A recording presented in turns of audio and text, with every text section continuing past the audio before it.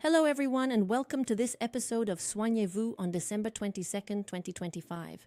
We are 3 days away from Christmas, and I've brought you a gift today. Yes, we're going to talk about a topic where it's hard to have a clear-cut opinion. People are a bit confused about the situation. So fluoride poison in your water is today's topic. I've invited an expert who is joining us on the show today, Mr. Gilles Parent, because as you know, I am a fourth-year naturopathy student and have been in the field of complementary medicine for 10 years.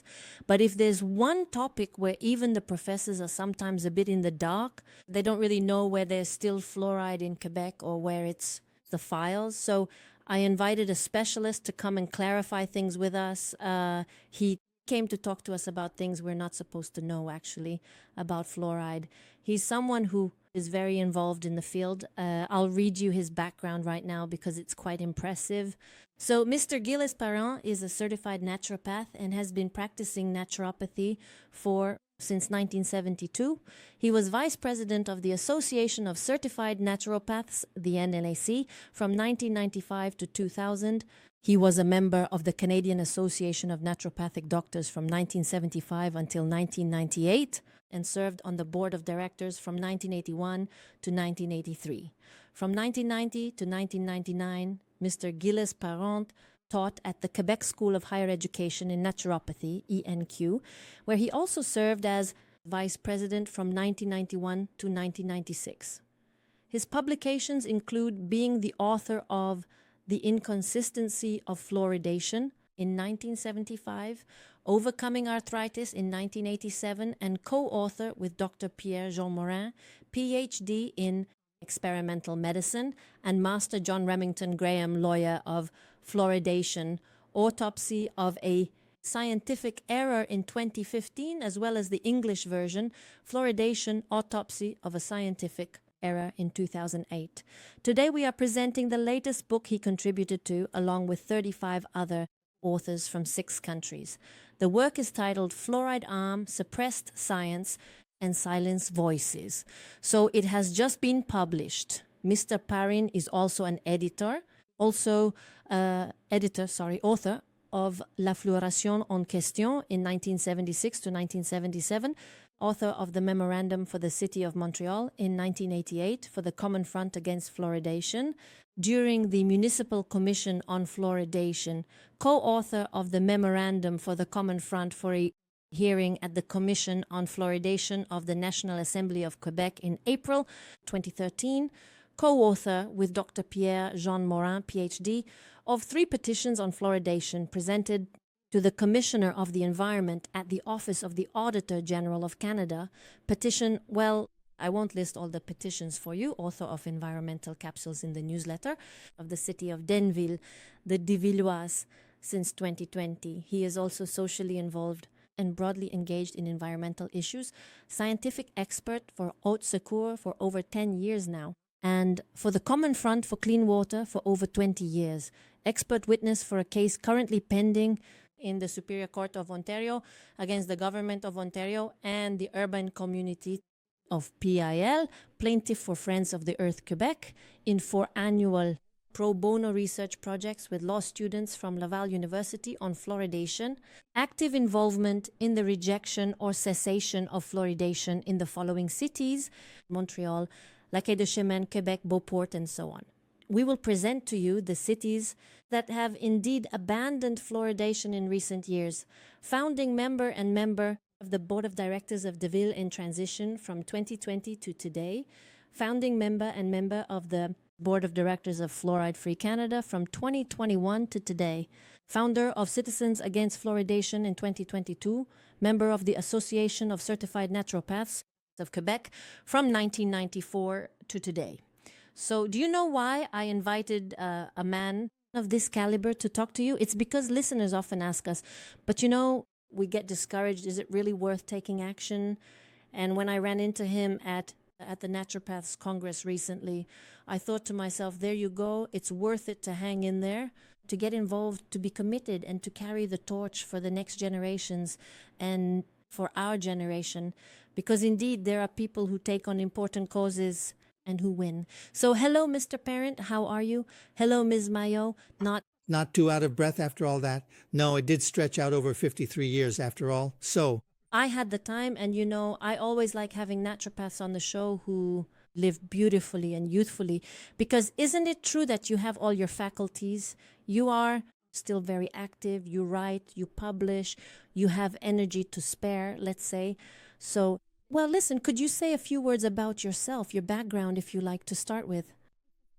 well, in the field of naturopathy, it's a passion. It's a really very interesting field.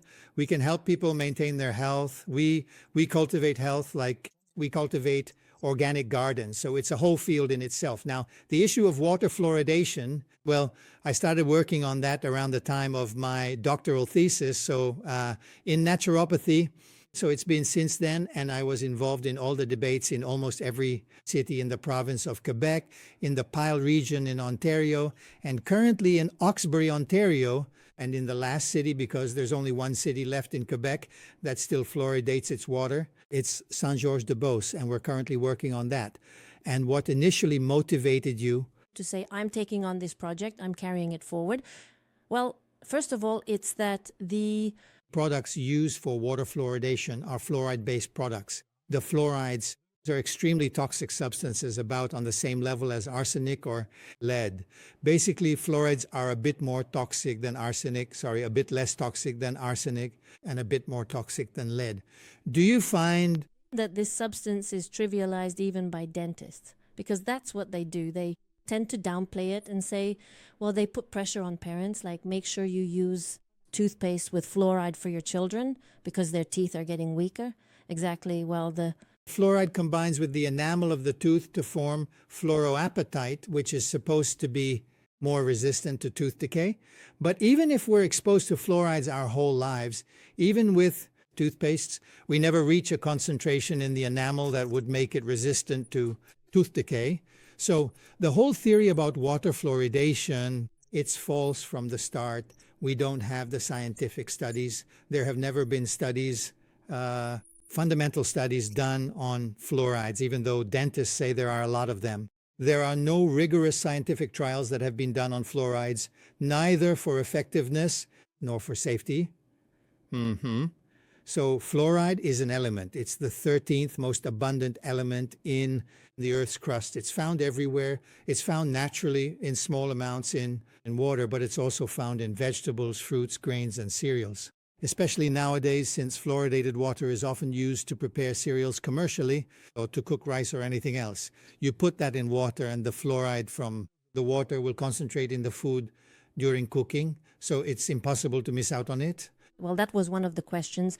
And what I learned from Mr. Maurice Nicole is that actually fluoride was an industrial waste product, and they wanted to sell it to industries and kind of sprinkle it everywhere so it would be sold and used. So the products that are used for water fluoridation are industrial waste products that are recovered. At first, they used to get it from aluminum factories, but they couldn't keep up with the price compared to the phosphate chemical fertilizer factories. So the biggest suppliers of the products used for fluoridation, that's what is collected from the pollution control chimneys of chemical fertilizer companies. It's unfit for human consumption. The companies collect these substances because they can't release them into the air since they're pollutants. That would cause extremely serious environmental damage. They can't discharge them into the river because it's a pollutant, so they collect it, and it's an industrial waste. They don't really know what to do with it. It's used in the metallurgical industry or things like that, or in the production of aluminum, but it's mainly also used for the enrichment of aluminum and uranium. So to make atomic bombs, well, that's what they used, and that's where the problem lies. At the beginning of the story, the fluorides polluted the environment so much that with the development of atomic bombs, but they tried to keep that secret. There were only a few experts who worked for these companies who were paid by the companies. Then they said, well, if we could reduce the negative image of fluoridation, I mean of fluorides in the environment, well, we would be sued less than we are right now. So they decided to start saying, well, maybe it would be good against tooth decay. They had noted that in Texas, in certain regions where the water contained a lot of fluoride, children seem to have less tooth decay, and they made a correlation between the presence of fluoride in the water and the reduction of tooth decay, even though there were other factors. For example, in Texas, people are exposed to the sun, they receive a lot of vitamin D, and the water also contained a lot of calcium. So there were a bunch of other factors, but they decided that fluoride was the element that protected teeth without any scientific basis. Okay, so there are studies right now that show that even if the water contains fluoride at the ideal amount of 0.7 parts per million or at 1.5 parts per million, the incidence of dental cavities does not change over time. Children are just as likely to get dental cavities even if the water contains a lot of fluoride. Yeah. On the contrary, as we'll see, it can actually cause harm. Yeah. And it can cause a problem with the teeth called dental fluorosis. We'll talk about that in a bit. But what I wanted to say before we get started, it's that there's also another big problem. My young chemistry professor used to say, listen, she told the naturopathy students, if you take the fluoride that's in the water along with the lithium, which is normally present, it forms a precipitate and is eliminated in the toilet. That's it. So if people in our municipalities had access to their lithium, there would be much less depression in our societies. It's a factor. It's a factor you can support, and especially that fluoride is now recognized. So the national program of toxicology in the United States, after reviewing all the studies that have been published in the last roughly 20 years, found that fluorides are a neurotoxic substance. At the same level as lead is neurotoxic, it lowers intellectual capacity. And it's one of the important topics we discussed in the book that was just published, which is called Fluoride Harm. And it's really interesting. Suppress science and silence voice, because the governments have made every imaginable effort to cover up the facts that fluoride was neurotoxic. Even though it had long been said that fluoride could cause fluorosis in teeth, they would say if the fluorosis is only mild, it doesn't show. These are false cases, and government agencies, dental associations, public health in Canada, in Quebec, public health in the United States, the professional orders all say that fluoride is absolutely safe and harmless, except that we don't know what concentration in water could cause harm. And it's clear that at 1.5 parts per million, it's certain that it causes it, except that water isn't the only source of fluoride.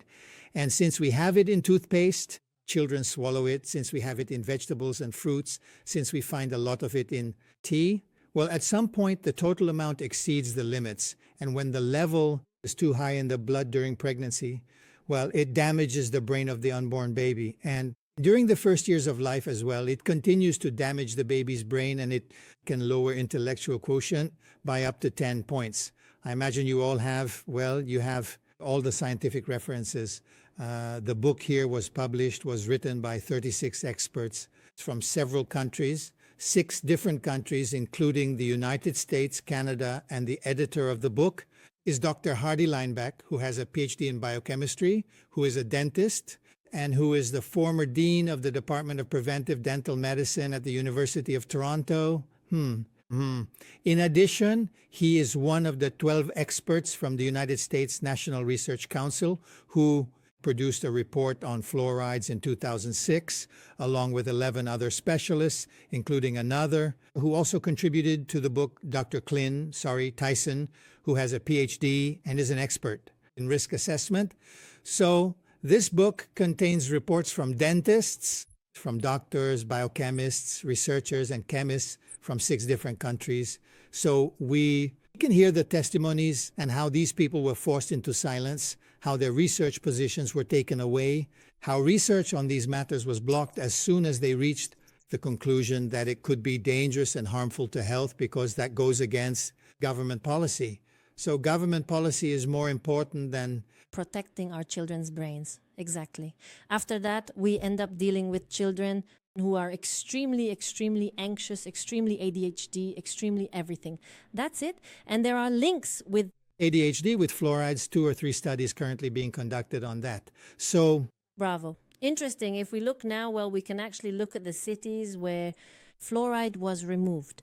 So you see there's the city of Laval, Montreal, Quebec, all of that.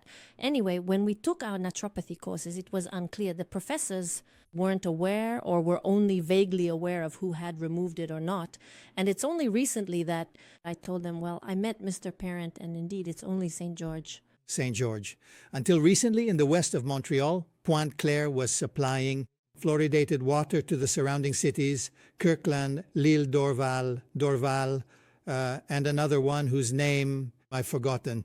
And all those cities were receiving fluoride. There was also Dorval, and the city of Montreal looked into the matter and said, well, if we keep fluoridating these cities, we should also continue to fluoridate, or rather start fluoridating the city of Montreal itself. And by the way, the city of Montreal has rejected it 4 times.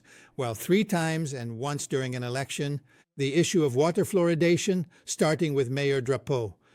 Okay, and so, well, if we can see on the screen, I wanted to ask you what damage? Well, fluoride is a substance that's so toxic that 50% of the fluoride we absorb is quickly eliminated by the kidneys. Some of it isn't absorbed and is eliminated through the stool, but 50% of the fluoride we absorb is eliminated by the kidneys, and the rest accumulates in the teeth and bones, and especially in the bones, and that causes a problem called skeletal fluorosis. That's what we're seeing on the screen right now. Dental fluorosis are the stains that appear on the teeth, and these stains are permanent. It costs about $1,000 to $1,500 to repair a tooth that is seriously affected with fluorosis. When it's very mild, we do abrasions. So we remove a thin layer of enamel to make it less noticeable, or otherwise we apply composites to the surface to hide the defect in the tooth over time. And since it costs about $1,000 to $1,500 per repair, if you have 10 to fix, that's quite a bill. And the government doesn't reimburse, even though they're the ones who caused the problem by adding fluoride to the water. As for me, I'd like to ask the parents listening to us today who are about to start saying, well, yes, recently someone told me that I absolutely had to give my child a fluoride toothpaste because I wasn't giving them any.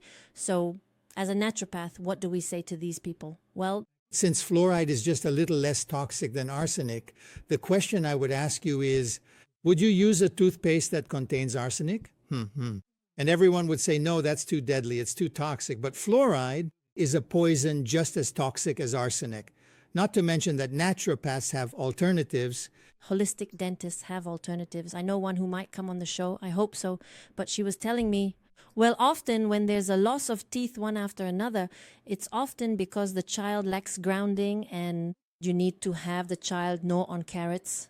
And that way, he or she will develop a healthy set of teeth, which will be stronger because we eat too much soft food nowadays. We don't gnaw enough anymore. And ancestrally, humans need to gnaw to exert force. And then, of course, in naturopathy, we often see this accompanied by, we know it's accompanied by the child crying at night, right? As the bones are lengthening. And then there's an increased need for minerals, for magnesium, calcium, all that. So give them minerals. There are liquid ones and there are some in food. First of all, there are minerals in food too. So yes, and now, well, we're starting to see toothpaste that contain hydroxyapatite, basically. Yes, we'll talk about it in another episode. Yes, that's right. So it can be just as effective, if not more effective, because the Cochrane studies in England, Cochrane reviewed all the literature since 1975 and concluded that fluoride was not effective.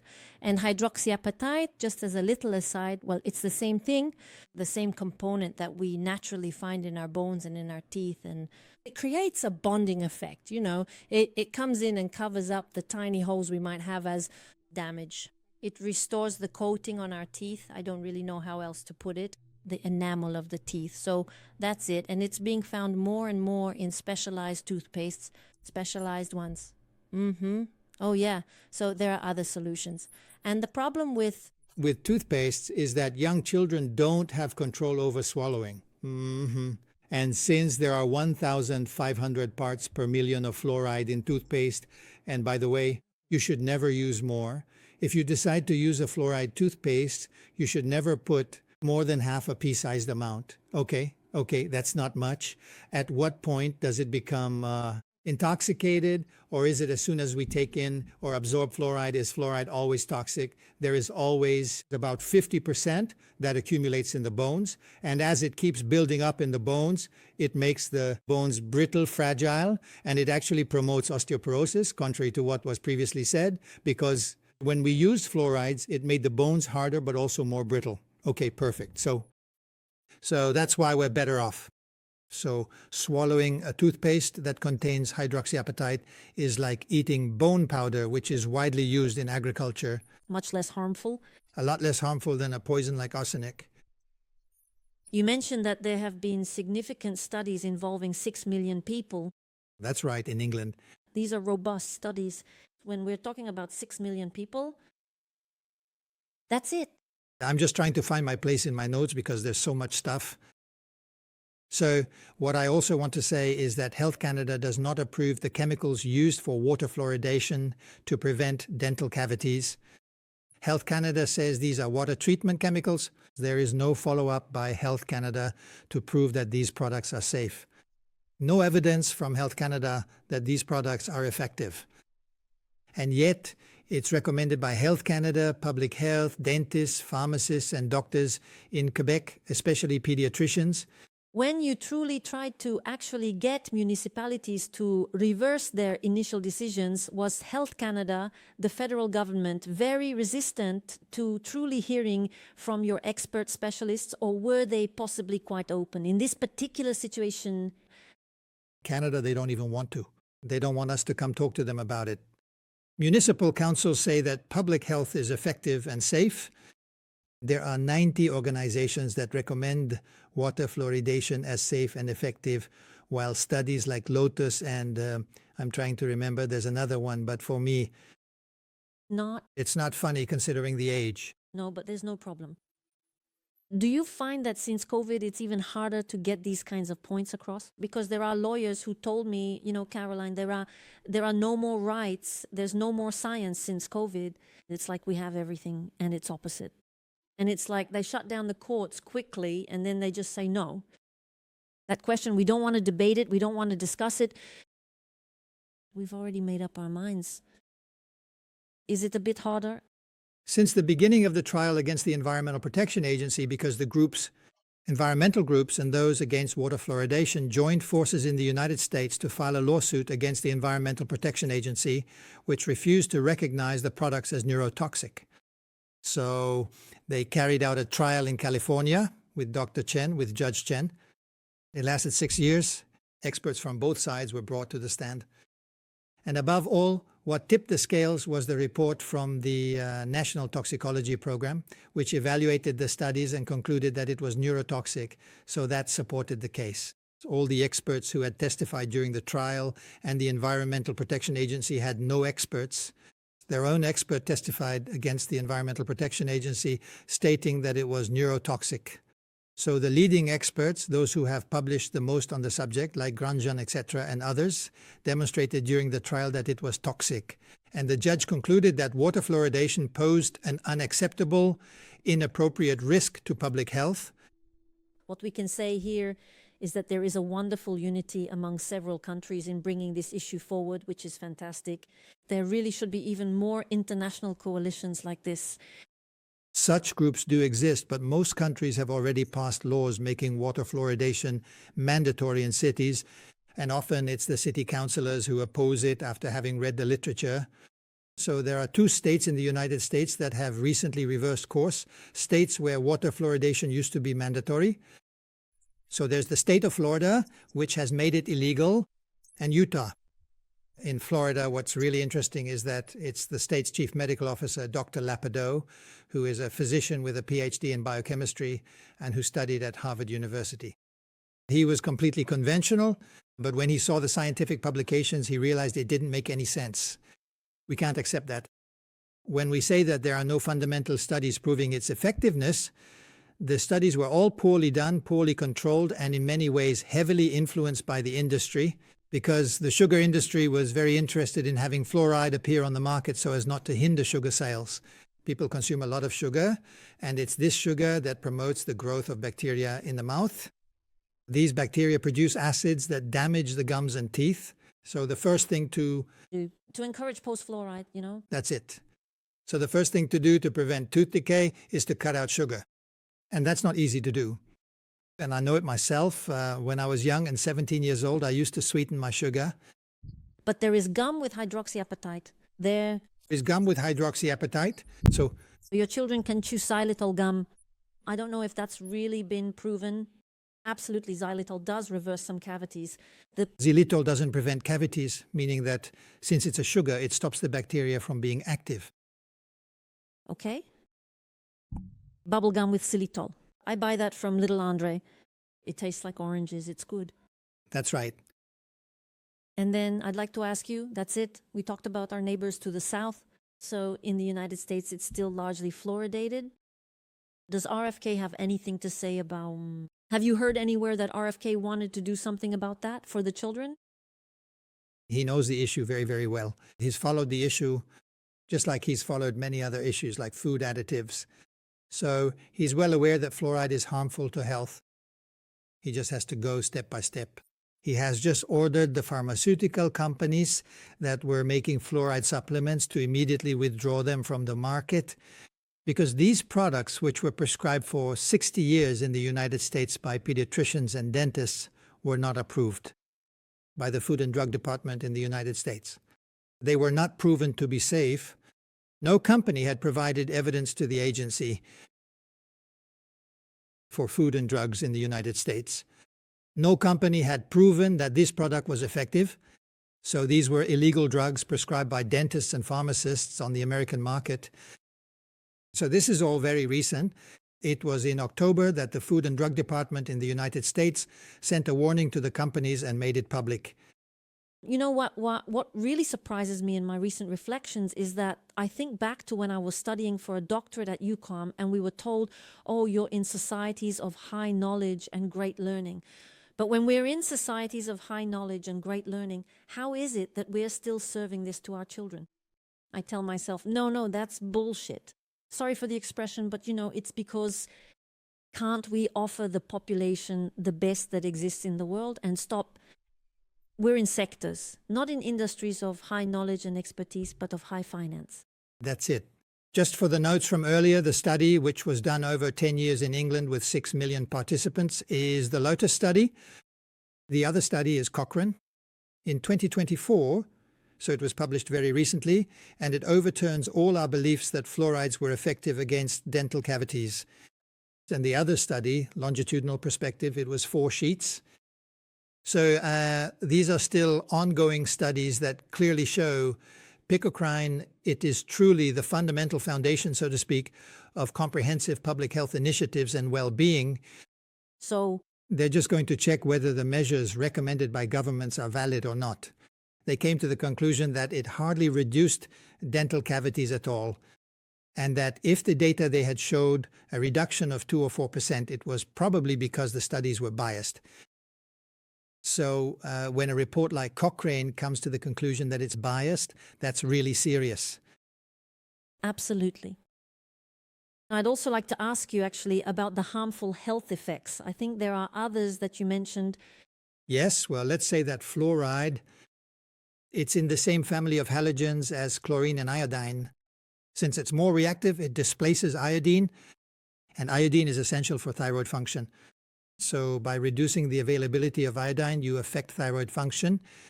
The most prescribed medication in the United States is Synthroid, because there are a huge number of people suffering from hypothyroidism, and in part is because of fluoride. In the United States, about 75% of the population drank fluoridated water. Now, that number has decreased if you count the population that isn't supplied with municipal water. We're now down to around 54% of the population drinking fluoridated water in the United States, whereas it was close to 75% about 4 or 5 years ago. And Synthroid, it's not another medication. That's what we know in naturopathy as a medication that works more or less well. There are other more effective ways. Among other things, in naturopathy, we use it to rebalance the thyroid. Basically, the thyroid could function well if we provided it with the right nutrients. Thyroid hormone is made from the amino acid tyrosine, along with iodine, selenium, and other elements, zinc and cofactors. Cofactors to carry out the reactions. we could solve the problem. But if we keep drinking fluoridated water, well, the iodine isn't available, and people don't consume a lot of seafood. It's rare for people to eat seaweed and so on. So these could be factors that might prevent the problem. But the thyroid, by affecting the thyroid, iodine as well, by affecting the thyroid, fluoride as well, it will slow down thyroid function. And the thyroid plays an important role in brain development in children. So there's a link between hypothyroidism in the mother, hypothyroidism in the baby, and a decrease in IQ. The thyroid also controls metabolism levels, protein synthesis, so it plays a very important role. It's the conductor for all the cells found in the brain or in the heart. or throughout the entire body. In the lungs, It's the conductor of all the cells. Every heartbeat is under the control of the thyroid. and then we also discovered that fluoride, much like certain types of chemical fertilizers and indeed the various products we meticulously use to prevent the growth of unwanted weeds. Yes, Herbicides, glyphosates. Yes, herbicides, the glyphosates, it affects the lining of the intestine. Well, fluoride affects the lining of the intestine, and it's a big problem in India, where the water naturally contains too much fluoride. Now, what we use for water fluoridation are products that are man-made, that don't exist in nature. They're artificial. We don't know how they're going to react in the body. They've never been studied. Neither the governments of the United States nor the Canadian governments have ever approved, that is accepted, that these products be used for therapeutic purposes. So the Food and Drug Administration in the United States and Health Canada do not approve the products used for water fluoridation. And what's serious is that Health Canada never told the dental associations, never told the municipalities, never told public health that these products were not approved by Health Canada. wow, That's serious. yes, it's serious. Another serious thing is that, as you say in your talk, fluoride is a drug and it's illegal to impose it in the water without the consent of the population. We have a specific law in Quebec that clearly says, There are laws in Quebec. that's right, which say that you don't have the right to give a drug without consent from the person. And any substance that is defined as something that can be used for the treatment or prevention of a disease must be classified as a drug by Health Canada, and Health Canada does not classify them as drugs. So if we add these products to drinking water, since they should be classified as drugs, that actually makes it an illegal drug. And since it's being imposed on people, because once it's put in the water, it's very hard to avoid consuming it.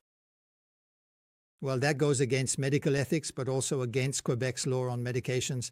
Well, listen, I want to congratulate you on your courage, because I think there are a lot of naturopaths who are a bit fearful and who sometimes don't dare to take on cases like this, especially in front of the government. And I tip my hat to your determination, because it really makes a difference in life. With Canada Sans Fluorure, which you can support financially by making a contribution. Yes, of course, we'll definitely put the link on. The screen, you can donate as well. You can donate. Well, the president of that group, Canada Sans Fluorure, or in English, Fluoride Free Canada, is a doctor from the Calgary area who is fighting against the city of Calgary. His license was taken away because he got angry at the dental associations that were suing him for opposing water fluoridation. So he kind of accused them of lying and not telling the whole truth. And in terms of professional ethics, you can't accuse your colleagues of lying, even if it's true. Yes. Well, that's one of our, as Alain Deneau said, the professor said, well, despite ourselves, they are introducing us into a kind of mafia-like system. Well, in a certain sense, and everyone encourages each other. You have to submit to your group, your association, your... So the government say, well, the product is safe. The National Sanitation Foundation Group, which manages the quality of products used for water treatment, they say that they are the ones who do the toxicology tests to prove that the product is safe. But if we go directly to the National Sanitation Foundation's website, they say we check the chemical quality of the products, but not the effectiveness of the product and not the safety of the product. The safety is not proven by us. And anyway, the National Sanitation, so they're saying that it's not our task. It's not our responsibility. Health Canada, they say it's not our responsibility because Water treatment falls under provincial jurisdiction. So it's the Quebec Ministry of Health and Social Services that passed a law allowing cities to add fluoride. It's the ministry that pays for the products. It's the ministry that pays for the equipment, for the installations. It costs millions to install. In Calgary, it's around $40 million for the plant to add fluoride to the water. That's a lot of money. So it's the Quebec governments that pay for all of this, but they're not responsible for the product. Are you advocating then that the government should use that money earlier to give us an increase? Healthy, because we as naturopaths know that when it comes to inputs, no matter how many supplements you give someone, no matter how much you detoxify, help support their liver, etc., it all starts with the inputs you take in your daily life. And that's where detox begins. It's about having water of the highest purity. Water should always be as pure as possible. And everything we use for personal hygiene, except that our rivers are, at the same time, the dumping grounds and also the sewers of the cities. All cities and most cities only do primary treatment, so they don't remove toxic substances, solvents, or PFS. All these substances end up in the rivers, and the cities draw their water from the rivers.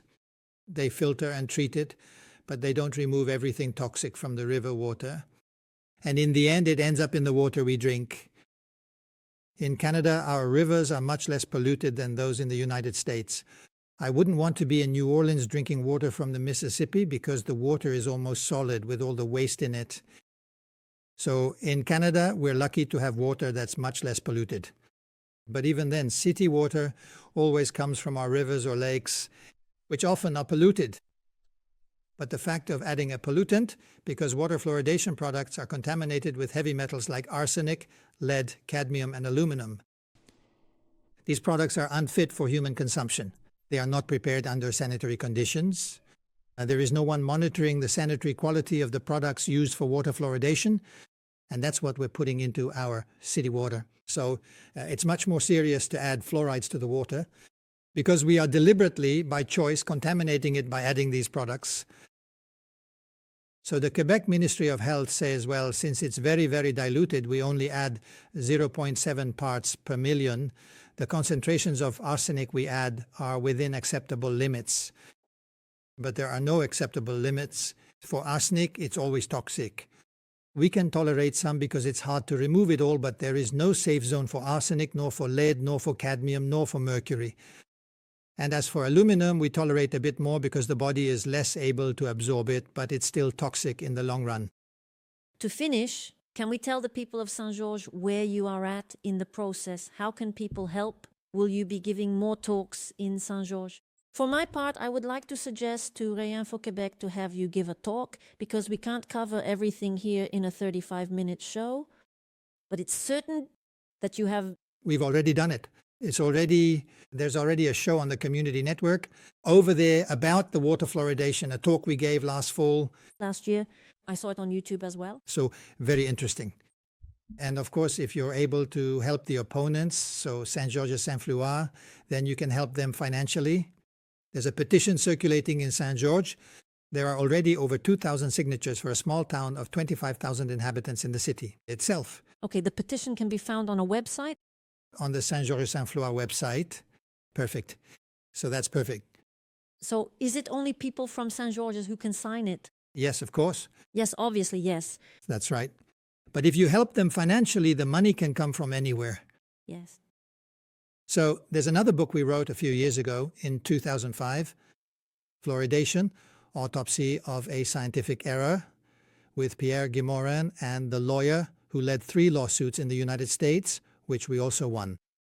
So it's just to say that it's not just some crackpots speaking out against water fluoridation. Bravo. Like the other book, it's 36 activists, doctors, dentists, chemists, biochemists, etc., who wrote the book. So many of them have credentials that are 3 or 4 pages long. So it's very serious. From 6 different countries. So the more you inform yourself, well, the more you're going to have nightmares at night. Yes, well, getting informed is about gaining power and above all, developing our critical thinking. Well, thank you. I think we've covered everything, at least to inform people, to raise awareness about the importance of getting involved as well, of supporting at the very least those who are making so much effort. Well, it's my pleasure, Mrs. Mayotte. Thanks, C. It was a great pleasure working with you. Thank you. Goodbye. Good. Bye. Thank you all. See you on a future show at the next appointment for Soignez-vous. See you soon. Thank you for being here.